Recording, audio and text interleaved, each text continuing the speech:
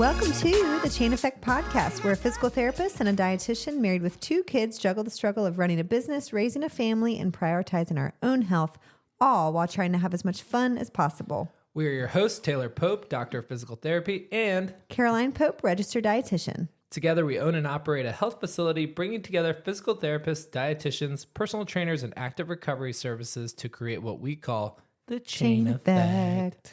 Today we have a special guest with us to talk about community health and the intersection of good ideas and the obstacles that they face logistically and philosophically. So, Nancy McFarlane, I've been so excited to get you on the podcast. We've been friends a long time, but if you don't know who Nancy is, she is a pharmacist, a successful business owner, and the former mayor of Raleigh for 8 years, city council before that for 4 years, and has had her finger on the pulse of Raleigh as it's been transitioning from small, tiny little city up to mid-size city, and now we're like a small, big city.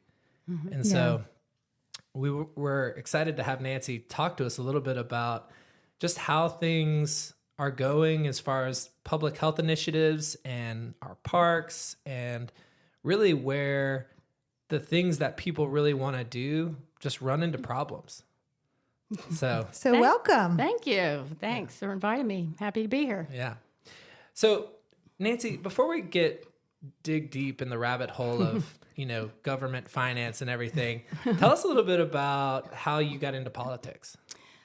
Well, I would say it was when my children started school, and I started to realize just how much the county commissioner's decisions affected their education, funding, all sorts of things. And I started working on some issues, campaigns. There was a big school bond. This was, late 80s, early 90s, a big school bond in Wake County that actually failed, which was kind of devastating, and we rarely see bonds fail, but there was an active push against the bond at the time. People don't like schools? No, they don't like taxes. They don't like taxes. And, I think a lot of it was, we heard a lot of pushback from things like, well, I don't have kids in school, so why should I pay more taxes? And what you don't realize is if you don't have a really successful school system,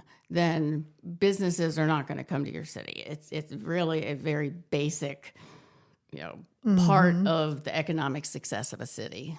So I think the next time there was a bond that it passed overwhelmingly, and I think people really started to understand. And that's sort of also tied in with a huge migration that we've seen of people. When we moved here in 84, I think it was about 150,000 people lived here.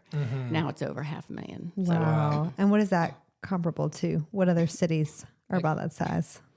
I don't know. I always say we're a lot like Austin in that we're the capital city.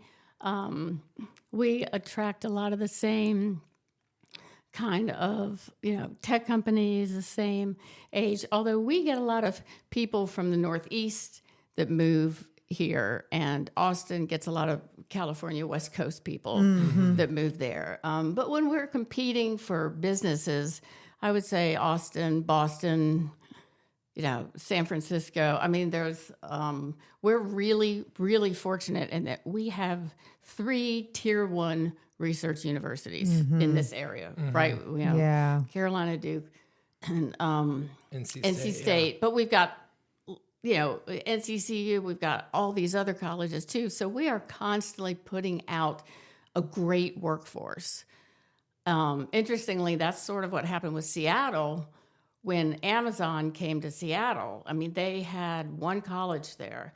So everyone they needed to hire had to move there. And that was what really caused their housing market to explode because they needed to import someone. So I think the fact that our universities do a really good job of keeping up with business trends is what fuels this area.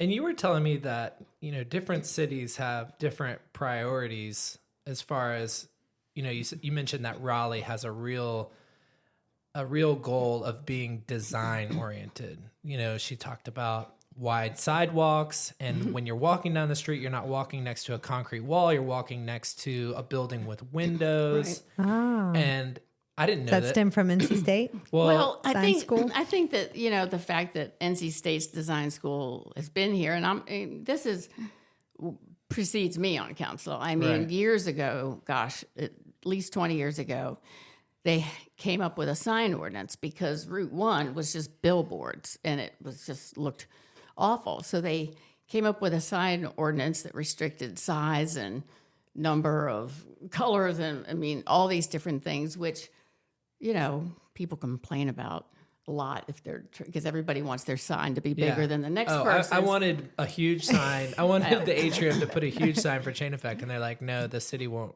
let you do it. You can only have a certain amount of the outside building be covered in signs. But then, you know, do you want to look like Raleigh or do you want to look like Las Vegas? Right. Or, you know, I mean, there's when you say it, I feel bad about me wanting a big sign. Well, there's some light up signs in North Hills now. I don't know if I like that. Well, that's because they are on private. Little Times Square. It is. But those are on private property and they face inward. Okay. So that's why they can have those. Sense. And the only places you really see billboards, if you notice, are around the Beltline in certain places because that is state-owned property. And so their rules are a little different. Oh, the rules are different for the state. So what brought you to Raleigh in 1984? And tell us about your pathway. My husband and I are both pharmacists. We met in pharmacy school in Medical College of Virginia, and I was working at a hospital. He was working for a company that was just starting to do infusions in the home, IV infusions in the home. And after about a year, the company he worked for decided that Virginia was so conservative a medical community, they would never have home care. And if he wanted to stay with the company, we had to move. And our choices were Chicago, Pittsburgh, Baltimore, or Raleigh. Well, Chicago was too far from the beach. I wasn't going to go there. Pittsburgh in 1984 was Pittsburgh. I was from Washington, D.C. originally, so we looked at that D.C.-Baltimore corridor, but at that time, mortgage rates were 13.5%. Oh, wow. And we couldn't find anything we could afford. I mean, we couldn't. So we came to Raleigh and, you know, it was more affordable and all of our family was living in Virginia. So we could still drive and, you know, see our family, which was important. We had a 1-year-old. So we thought. Raleigh was different back then. Yeah, it was very different. What was like it I always said, there were 3 restaurants. Well, there were 4. Wow. 3 restaurants. One person owned them all. It was Angus Barn, 42nd Street, and Daryl's. But obviously, Daryl's. I remember Daryl's. Irregardless was here. That was a little different. And there were a few more restaurants, but it was downtown. You know, they had done this experiment to make it a pedestrian mall on Fayetteville Street. So... And that sounds like a good idea. It was a failure because no one was driving by the storefronts to see what was there. Right. And it was just shut down. I mean, it was, When I moved to Raleigh, it was still the pedestrian mall. And, you know, we'd walk around there and it was just nothing was going on. There were no businesses. And it seemed like such a cool idea, but you just wondered why it didn't work. And it's like those practical things. Like it seems like a great idea, but then, you know, do you want to own a business that has nobody driving by it? No. Yeah. Well, then think about, you know, access and deliveries and parking, and people want to be able to park close. I mean, you still had to drive to get down there. Right. And then you were going to figure out where to park so you could walk around. It was. Yeah. So when they opened that, it was a combination of opening that up, taking that pedestrian mall out, and then CP&L or Progress Energy, before it was Progress with CP&L, they brought a headquarters downtown. And those were the 2 catalysts that really kind of kicked off the redevelopment of downtown. And I grew up, Taylor always makes fun of me since I grew up in North Raleigh. Oh, this is funny. Near you, when we started dating in 2011, we'd want to meet downtown, but it was growing a little bit, but it was still not much there. I'm like, how do you get there? Yeah. Like I never, ever went there. Never. There just wasn't. There were lots of people. I was like, take Linwood I was like, all the way I don't to know town. how. It's okay. I've known lots of people that have never been downtown. And it's, and I think that you probably see that more and more as the city has grown.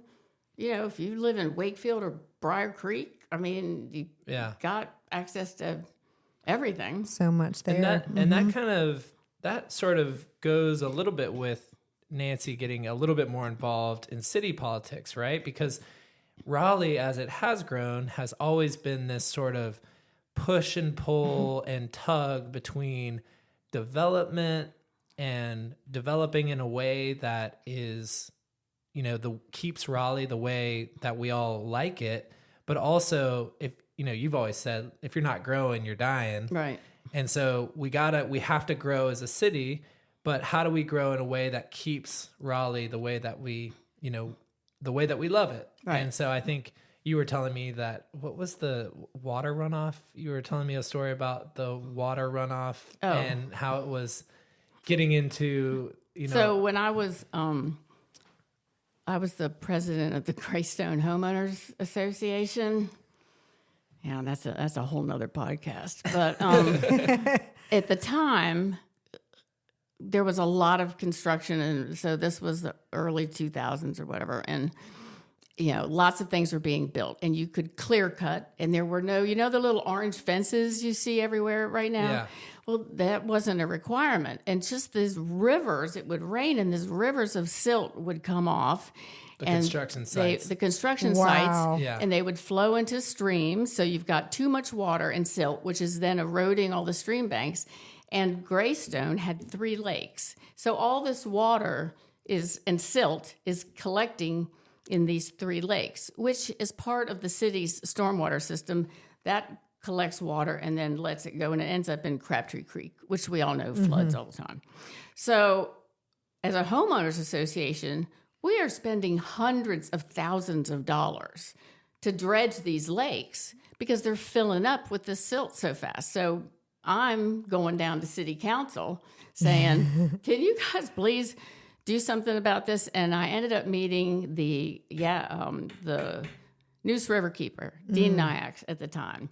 And he put together this program. We called it Muddy Water Watch, and it was like a hotline. And if you saw those orange rivers of water going down the street, you could call. Wow. And people would call. This, of course, was pre-internet. And you could call, and inspectors would go out. And they, we negotiated for them to have to put up the silt fencing and all that kind of stuff. So it got to where they were having to control that silt and stormwater on site. Nothing makes you do something more than shutting down your project, halting construction. They would have, you got, 3 strikes or whatever, and then we're just going to stop your construction progress because, So that got the hook in, right? That got the hook in for Nancy. Like, I can get things done.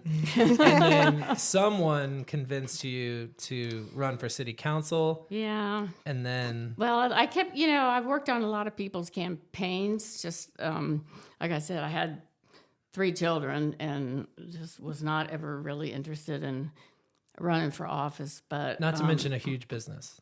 And a business.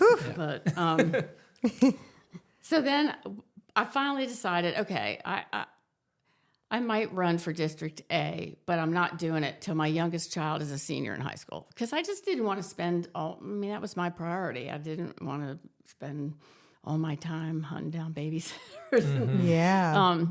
So when my youngest was a senior, I ran for District A and won. So then I was on the council, and I had known Charles. Meeker was the mayor, but I'd known Charles for years and worked on some of his campaigns, and his son and my daughter were friends. I mean, we just all known each other. And so as soon as I got on the council, Charles says, well, you need to think about running for mayor. And I was like, no, there is no way. You are the mayor, and I'm happy to sit next to you, and we will work on stuff. And he did it 2 more years, and then he was like, I can't do this forever, So by then... He had found his replacement. Well, but by then, it was sort of, you're engaged. You're doing all these projects. You're seeing stuff, and, stuff takes time. Yeah. So it's kind of like if Charles is leaving, if I don't do it, who's going to do it? Yeah, you want to see it through. All the things we're working on, are we going to be able to see them through? So I decided to run. Yeah. And And I think one of the hallmarks of your tenure as mayor is, it just seemed like as soon as you became mayor, all of a sudden we were having festivals and art shows and just all of More the community just more gatherings, community events. gatherings. And it seemed like just a doubling down on the arts. Well, I've always been a huge supporter of the arts. And when I got on the council, you are the liaison. There's multiple commissions and committees, and the mayor asks you, what are you interested in? What would you like to be? And it's like Arts Commission, without a doubt. And, it was so frustrating to me that we would be in these conversations about, maybe it was a rezoning or maybe it was a building that was being built or whatever. And they'd talk about all the components. And then inevitably someone would say, oh, and we can get the art for free. And my response was, well, yeah, when you get the drywall and the plumbing for free, then you can get this is these people's career. This is, we're not going to just assume artists work for free. And it was... someone will give you their art for free, but probably not the art that anyone wants to look at. Is it what the people want? I don't know. Well, I think they just assumed that artists would see that as a way to get their work out. Right. It's sort of like free advertising, but they still have to sell work. And, we had SparkCon was going on downtown. Yeah. Gosh, we've had Artsplosion for years. And when Bluegrass was interested in coming, that was a lot of fun. That was your big. That was one of your big projects, that was, right? Yeah, but Raleigh that had was never really seen anything like that. Was Just amazing. we have like 200,000 people downtown. So, and that was, we were kind of kidding about putting together a band because Charles played the guitar and if you haven't been to the Bluegrass Festival, it is probably a cross section of one or two major streets, and then just imagine cross streets, a bunch of cross streets, and on every cross street there's a stage. So there's 8 or 9 stages just in random places downtown, and you're just bouncing between different bands. It's so cool. And the best part is also like walking through the convention free. center, because there's people jamming everywhere, Jam going through the sessions. hotels, and people are jamming in rooms. And unfortunately, this is our last year. Well, But you never know. I didn't know that. You did? Really? Yeah. No. This is the last sad. year of our contract. So I'm ever hopeful that we can work out a way for them to come back, because they really love it here. I know I've talked to lots of musicians. They love coming here. And I'm sure if there's see. anyone that can figure it out, it's Nancy will figure out how to get them back here. So, going back to this idea of community health, community engagement, like obviously social health has so many different components. Right. Physical health, what you eat, we talk about that a lot, but social health, mental health, all of these things, I think a lot of people just think that their tax dollars from their property taxes just fund the city, right? And when my property taxes go up, the city must be flush with money. And if you've lived in Raleigh for the last 8 years, your house is probably close to doubled in value. So I think a lot of people just think, oh, well, the city must be completely, flush with money, and it's funding all these different initiatives. But when I talk to you, that's not really the case, right? No. I think people would be really surprised to know that their property taxes pretty much cover public safety. That's it. They cover fire, police, 911, all of those components of public safety. And if you think about even recently the number of annexations that have happened as the city grows, that's more fire stations, which each fire station is millions. Each fire truck's a couple million. You've got to hire people. The same with extending water and sewer and so just like police growing protection. The city, So, but your property taxes only cover public safety. They don't pay for parks. They don't pay to pave the roads. They don't pay for all these other things that you think about the city doing. I mean, that funding comes through some sales tax. It comes through certain fees. There's a variety of of different income streams. But your property taxes are really public safety. So when we want to fund the schools, or when we want to improve the schools, when we want to improve the parks and different things like that, where does that money come from? Well, we have different levels of government. So the county is public schools. And when you pay your taxes, when you get your property tax bill, it's broken out into city taxes and county taxes. And the county taxes, they fund schools, they are public health and welfare. So they are, social services, all of that safety net for people that really need it. That is a function of the county. The county has sheriffs and we have police.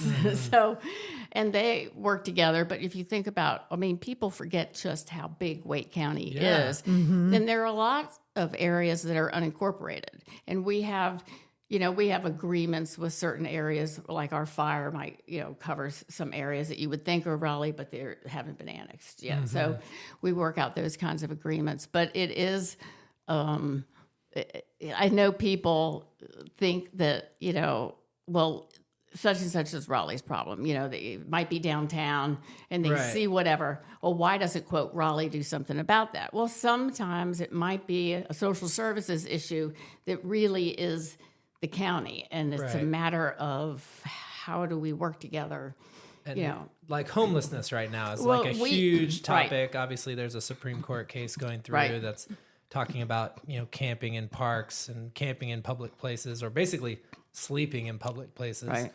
And but what I hear you saying is, even though all of that's happening in and around the city primarily, it's more of a county problem. It's more of a county responsibility. County responsibility. So we worked, we got together with them. Before I left, we built a Oak City Cares. It's a collaborative between the city and the county. And it really is one place that has access to all services. So rather than, telling someone that is either unhoused or on the verge of losing their housing, well, you need to go here to talk to someone about housing vouchers, or here to talk about SNAP benefits, or here to go this. All of those services are in one place. It's even got, I think they've got, like, you can wash your clothes and a lot of stuff. Wow. It's not a shelter, but it is a central intake place to get people to the kinds of help that they need. Mental health is a huge issue with, it's not only a huge issue with everyone. I think people are embarrassed to talk about it, but it's not funded. Insurance companies don't cover it.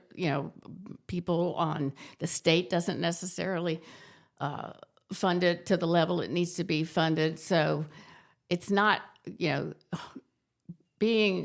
not having a place to live has many, many components. Right. And I'm not saying it always involves mental health. I'm talking about mental health in general for all of us. But, there are, people lose housing for all sorts of reasons. Sometimes it's income. Sometimes you've lost jobs. It's, maybe the place you've lived just got sold to be developed. There's a lot of different levels. Some people don't want to. They want to be outside. That's very few, but sometimes, I've heard the, police talk about getting in combative situations where people don't want to go somewhere. Right. But we really do have, and, being a city, more and more people come here, and more people come here because we have the resources that rural or smaller towns don't, but then those resources get overwhelmed. Right. So it's sort of this cycle of the more you build, the more they will come. And it's a tough one. Yeah. And people tend to focus on homelessness, and then they also kind of lump in affordable housing with that being part of the problem. But when I've talked to you in the past about affordable housing, we're not talking about Section 8 or public housing when we're talking about affordable housing. We're talking about, teachers, firefighters, city workers, people who are making, a certain percentage of It's called AMI, right? AMI, Which is average median, whatever, income. And so lots of times when the city is looking at affordable housing, we recognize that, teachers can't afford to live in the city that they teach in. Firefighters or police officers can't afford to. The skyrocketing rent. Because everything is just, going through the roof. And this is not, unique to Raleigh. This is every city because the world is urbanizing. Certainly the country is. We see more and more people moving to urban areas because there are more opportunities, and it's a supply and demand. You have so many units, and that was one of the issues when we had a plan for light rail, and there was going to be a light rail stop in RTP. RTP is the size of Manhattan. And that's Research Triangle Park. It's the size of Manhattan. So think about the potential to build that out. And we thought if people, could get downtown Raleigh or downtown Durham or whatever in 5-10 minutes on a light rail, then that would really help the entire area as we were planning for growth. So when we have this long vision for a city and trying to balance all of the growth, how do we do it? How do we figure out, where to put things and where to zone for different things? So we did what's called a future land use map, and we did that around rewriting the code at the time. And so when was that? Gosh. Maybe 15, 16, somewhere around there. Yeah. And so the future land use map really looks at the whole area and looks at where can we have density in certain nodes. So, obviously downtown or North Hills or around the Village District. How do we connect all of those with public transportation? The public transportation, the hardest part is always the last half mile, getting into neighborhoods and stuff. But it really was to protect. We know that we have single family neighborhoods. We know we need these dense nodes, but we need to have good transitions, right? We need to, if you're going to have 20 to 40 story buildings in the center of these dense nodes, you don't want those right next to a single family home. It's got to be gradual. Right. You want to go down to 20 shadow. and 12 and 3, and so that was a big part of the future land use map. But we've experienced some serious growth, and then you get a council that might feel differently than the one that did the future land use map. And when we did that, we had lots of citizen input. We had, the transportation department, city and state. I mean, we had a lot of input from a lot of different areas, stormwater, everything, to really put that together. But luckily, like right now, if you want to change, if you have you buy a plot of land and you want to change how many units and stuff that you are putting on that, you have to go through a very formal process. You do for commercial construction. For commercial. For residential. Wait, not for residential? No. Residential, a few years ago, the council changed the rules. So we used to have residential zoning that was R4, but was 4 units per acre. So, every house had a quarter acre. Or R10, which is more like townhouses. Different levels of density had different zoning. They took that away. Oh, man. So that means that anything that's zoned residential, your house, if the lot next to it buys, the lot next to that, and they can put a few lots together, they can put apartments on there, or they can put residential structures. And I think the thing that upset people the most is that they didn't know about it.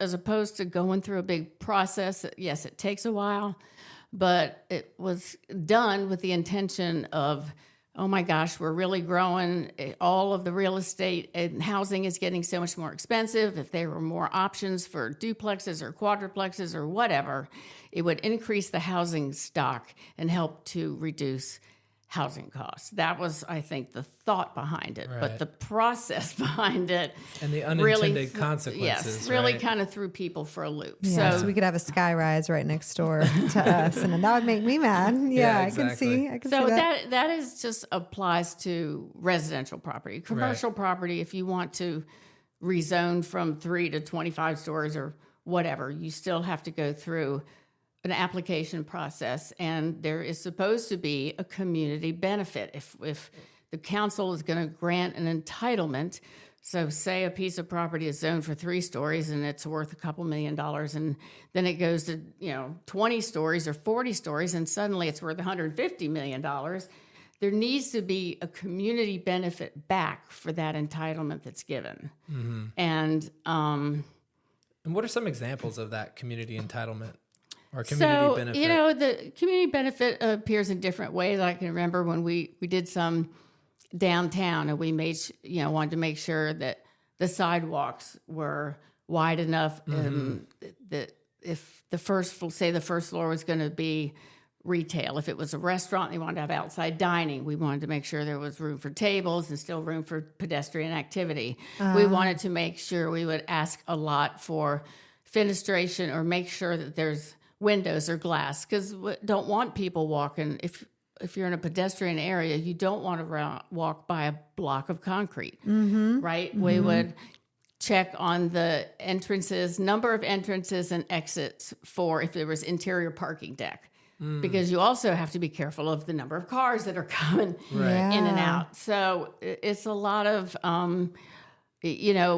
open space is always a tough one, because especially if you're building downtown, but in other areas we want a certain, tree conservation is a big deal. Open space is a big deal. And sometimes, they might offer certain things. We've had developers that offered public art, or they offered to screen their parking decks with art. I mean, and that is cool. a public benefit, and that's not... So legally, there are things we can ask for and things we cannot ask for, but there's also, the developer can offer whatever, and it's usually a process of working through those things. Yeah, and that seems so tricky too, because if we're putting in a 40-story high rise, and you and I have talked about, everyone thinks that the cities manage all the roads, right? But it's actually the county that manages and pays, or the state, right? No, it depends. There are a lot of state roads in Raleigh. Right. Like, Glenwood Avenue, Newport, a lot of these big roads are state. Most of the other roads are all us. But if the city approves for a big high rise to go in, and the road is too narrow to accommodate all of that traffic, right? That creates a big problem. And the city can't necessarily go in and just widen the road whenever they want. No, but they need to. I mean, usually that is all part of the context of, are we going to allow this development to go in? If we know that the transportation system can't handle it, then they shouldn't allow it, which is the difference between a downtown, which is built on a grid system. So you've got every block is a different way to get in and out, as opposed to a North Hills where you have 2 roads. I mean, you've got, the Beltline and Six Forks. I mean, it doesn't have multiple ways to get in. It is a suburban area.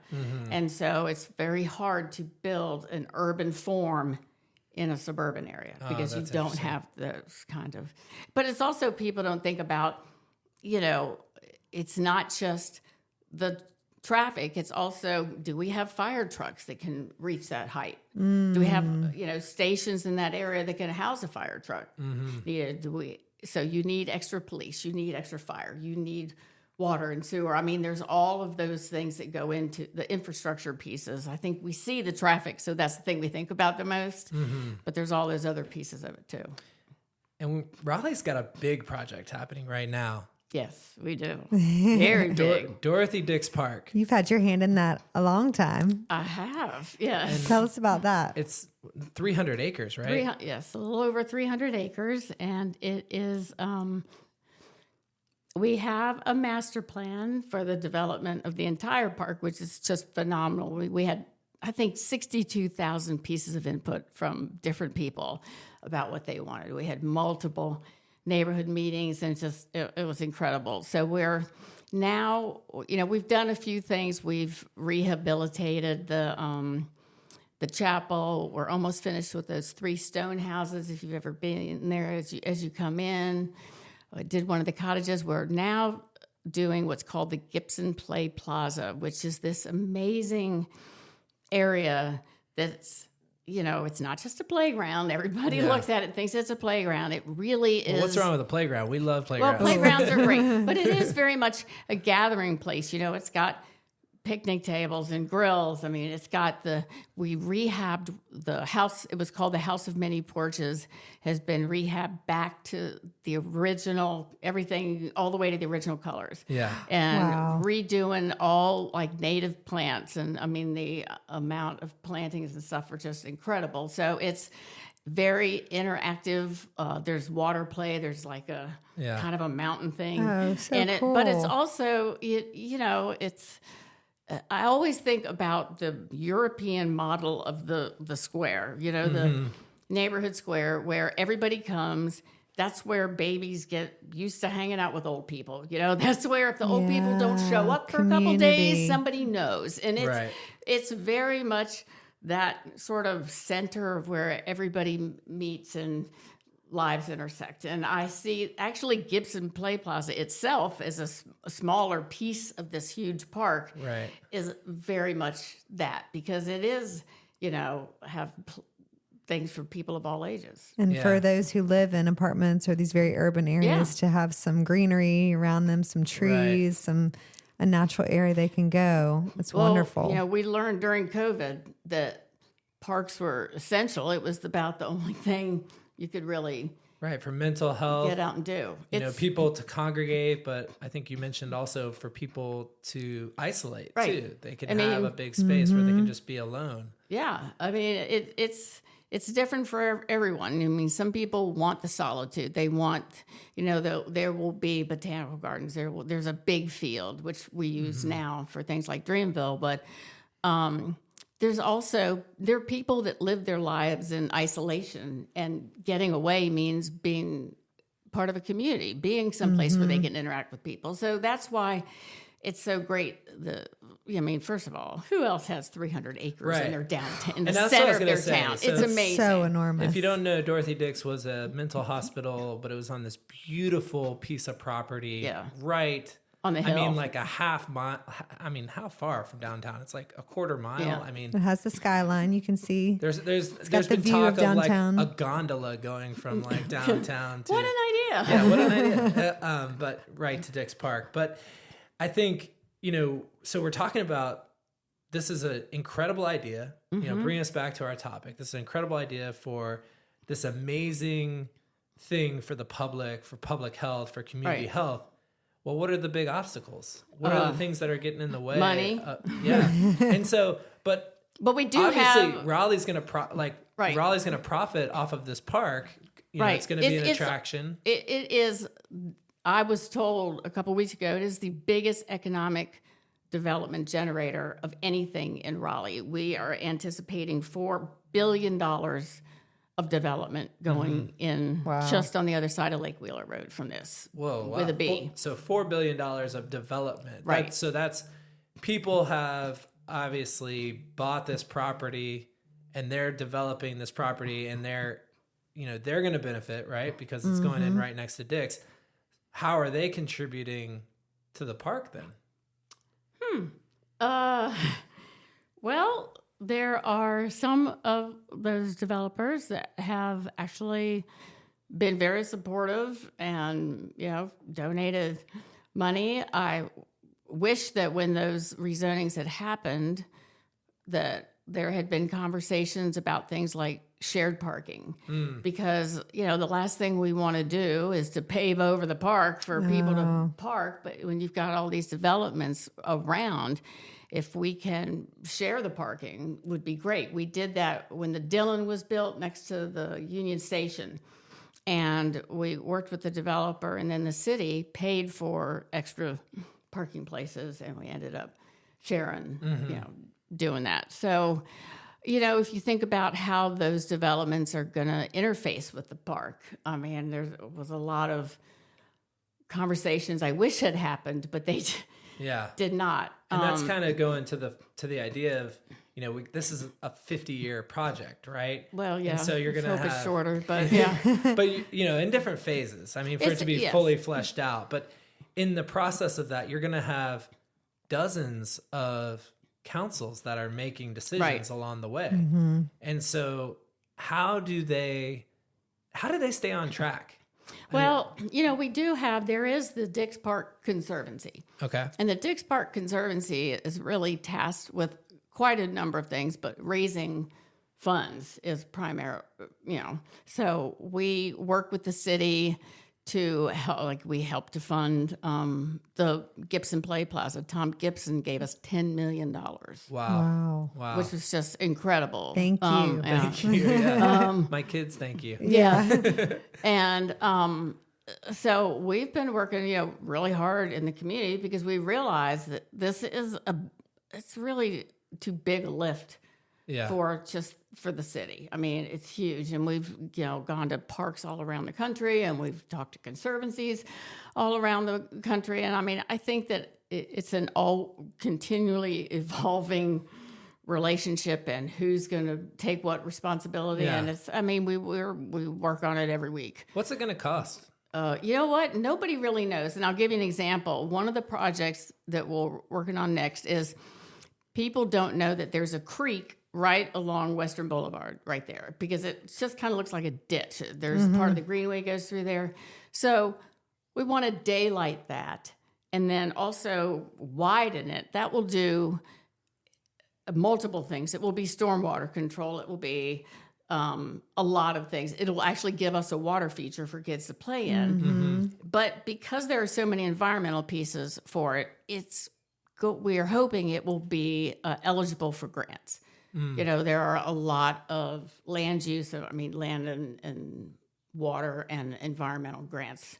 We have a landfill we need to move some of. There's a lot of pieces like that. So, but couldn't just one of our local awesome businesses Epic Games, couldn't Epic Games just come in and say, let's make this the Epic Waterway? Sure. Yeah. Kind of fund the whole thing. It could be epic. I think the waterway could be epic. But there's some other examples I could think of too. But yeah. And I think that once Plaza Play opens, right now people go to the park and they think it's done. They go to the dog park, but DHHS is still there. They're still working in the buildings. Yeah. We don't have control of all the buildings yet. They're going to be there. They got an extension, a couple more years. So I think once Plaza Play opens, our task is really going to be, how do we let everyone know about the rest of the master plan? Mm-hmm. What is possible for the rest of this park, and get people excited and engaged, in businesses. They'll see more of your vision, because it's Yeah. already changed a lot. Since Yeah. Well, what I really need, speaking of Epic, I really need is like a video game Yeah. of the park as it's built out to the Yes. master to plan. show. That, like the So- augmented reality, where Yes. you're like pull up an iPad and like Yeah, that point would it in be great different too. directions. I mean, Yeah. it We saw could be that amazing. in France, where we were in that Palace de Papas, and they were Yeah. Oh, yeah. Shows what it used to look shows like. what it used to look like. Oh, that'd be so cool. There's a lot of potential that way. Yeah, so. well, that park is going to benefit generation after Yeah. generation Oh, it behind us, or after us. So we are super excited It about will that. be like the biggest, I would say, park attraction between Central Park and Disney World. I Wow. mean, think of it in those terms, and Yeah. it's hard to see right now, but it's going to be phenomenal. Well, I just think that it's such a great example of the discussion of just the intricacies of how we get from point A to point B, and all the little hurdles Yeah. that you have to chip away at and the Conservancy has to chip away at to get it there. And, we just have to stay on track with it. I just think it's so hard, but if people can focus on this, we all have a problem with delayed gratification, right? Yeah. So we want everything now. Even this, Gibson Play Plaza is called Phase Now, and they're like, why isn't it done yet? It's supposed to be phased now. But I think, the more that people can understand what the city can do, what the state responsibility is, and the intersection of those, they can direct their efforts into really helping this project. Well, and public officials respond to their constituents, right? So if they're hearing that this is a priority, that they really want to see this done, you would hope that they would respond to that. Yeah. And that's probably a good place for us to stop right there. Okay. In an Thank election you. year. Yeah. Thank you so much, Nancy. Thanks. And thank you for all your hard work for Raleigh too. Yeah. We've you're seen we've seen a lot of what you've done throughout just the short time, Yeah. you were in I office, appreciate and It probably felt like a You're still long working. time for her. well, a long time, but it flew by. It flew for by us. for us Long because years. we were Those just 8 years- having fun doing everything Yeah, that she was we're organizing. like, wow, there's a concert, and here's this, and here's this. We spent a lot of time at Dick's and never did because of these Yeah. events. So, Yeah. yeah, Thank we you so much appreciate for you being coming on. Thank you. It's happy to be here. All right. Well, we will catch you next time. Okay. All right, catch you on the flip side.